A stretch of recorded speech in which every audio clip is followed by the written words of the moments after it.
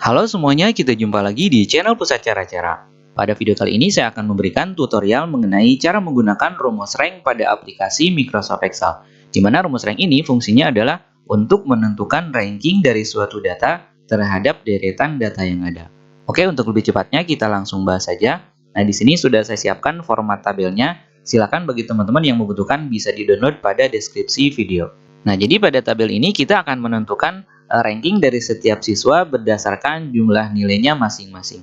Oke, untuk rumusnya kita simpan pada sel K3 ya. Kita ketik di sini. Untuk rumusnya seperti ini, sama dengan rank RANK, kemudian kurung buka, maka nanti di bawahnya akan muncul panduan seperti ini ya.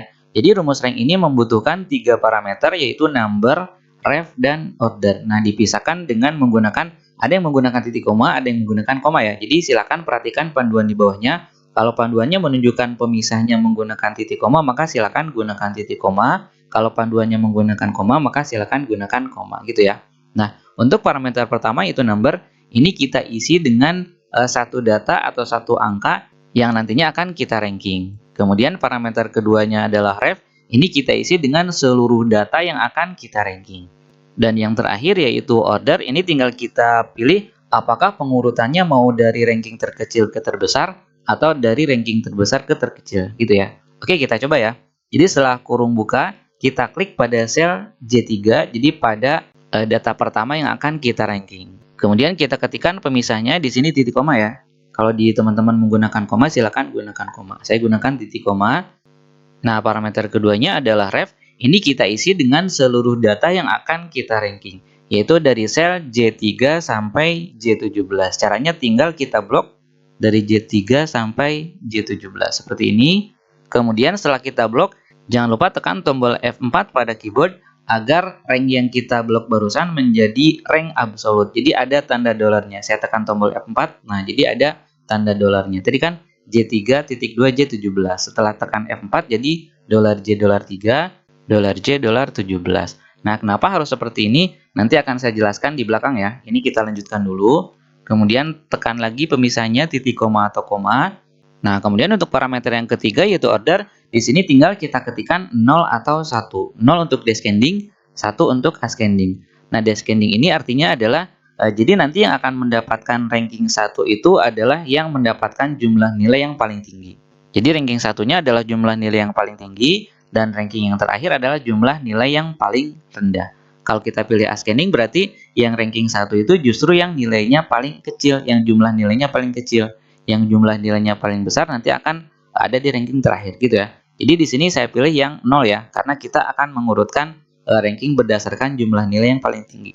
Nah, di sini saya ketikkan 0, kemudian kurung tutup, kemudian enter.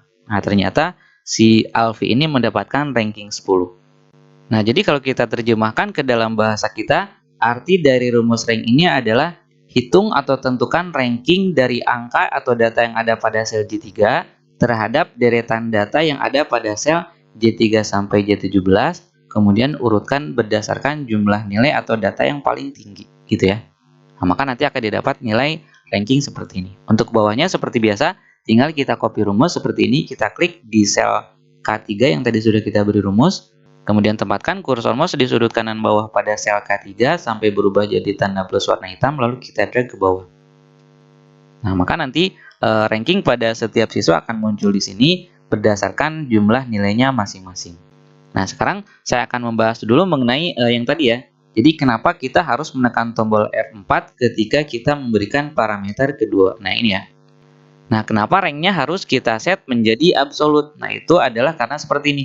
Ketika rumus ini kita copy ke bawah, maka nanti yang J3 atau yang tidak ada tanda dolarnya, dia akan berubah menjadi J4. Copy lagi ke bawah menjadi J5 dan seterusnya sampai J17. Nah, sementara yang ada tanda dolarnya di copy kemanapun dia akan tetap mengarah ke sana. Gitu ya, kita coba copy ya. Kita copy ke bawah. Nah, ini kan J3. Yang bawah jadi J4. Yang bawahnya lagi jadi J5. Jadi yang di ranking tetap angka-angka ini, tetapi dia akan mengarah pada rank ini. Jadi angka ini di ranking berdasarkan deretan angka yang ada pada sel J3 sampai J17. Jadi sampai ke baris paling bawah pun, nah dia akan mengarah ranknya akan mengarah ke J3 sampai J17 gitu ya. Nah, itulah fungsinya kenapa tadi kita menekan tombol F4. Nah, bagaimana efeknya jika tadi kita tidak menekan tombol F4 atau tidak menjadikan alamat ranknya menjadi absolute? Kita coba ya. Nah, ini kita hapus parameter keduanya, kita blok lagi J3 sampai J17. Nah, ini tanpa kita menekan tombol F4 ya. Kita coba enter, lalu kita copy ke bawah. Nah, kita lihat rankingnya jadi kacau ya. Karena apa? Kita lihat untuk yang ini dia rankingnya sesuai, cocok. Nah, tapi untuk mulai baris kedua sampai terakhir dia akan kacau untuk data alamat ranknya ya. Kita lihat ya. Ini kan harusnya J3 sampai J17, dia malah J4 sampai J18, apalagi yang terakhir ini. Nah, seharusnya kan J3 sampai J17, dia malah J17 sampai J31, padahal J17 sampai J31 itu kosong, hanya ada satu data gitu ya. Nah, itulah tadi mengapa kita harus memberikan atau menekan tombol F4 pada saat kita membuat rumus pada parameter yang kedua. Oke, kita kembalikan lagi. Nah, di sini kalau kita lihat ada beberapa ranking yang ganda ya. Ini kan ranking 1 ada 1, 2, 3. Kita coba cek ada berapa ranking yang ganda. Saya pakai conditional formatting. Nah, kita lihat ranking 1 ada 3. Kemudian ranking 11 ada 2, kemudian ranking 14 ada 2. Nah, efeknya kalau seperti ini kita lihat ranking 1 ada 3, maka nanti tidak akan ada ranking 2, tidak akan ada ranking 3. Nah, bisa kita lihat di sini tidak ada ranking 2, tidak ada ranking 3, tapi dia akan langsung ranking 4. Kemudian setelah ranking 11 kan ada 2, maka tidak akan ada ranking 12, tapi langsung ranking 13. Kemudian karena 14-nya ada 2, maka nanti ranking 15 tidak akan ada, langsung ke ranking 16, kalaupun ada ranking 16 gitu ya. Nah, untuk mengatasi munculnya ranking ganda seperti ini, kita bisa siasati dengan cara menggabungkan rumus rank ini dengan rumus yang lain. Hanya saja caranya tidak akan saya bahas pada video ini ya. Insya Allah akan saya bahas pada video berikutnya, yaitu tentang cara mengatasi munculnya rumus ganda pada rumus rank. Oke, terima kasih telah menonton video ini. Semoga bermanfaat dan selamat mencoba. Terima kasih.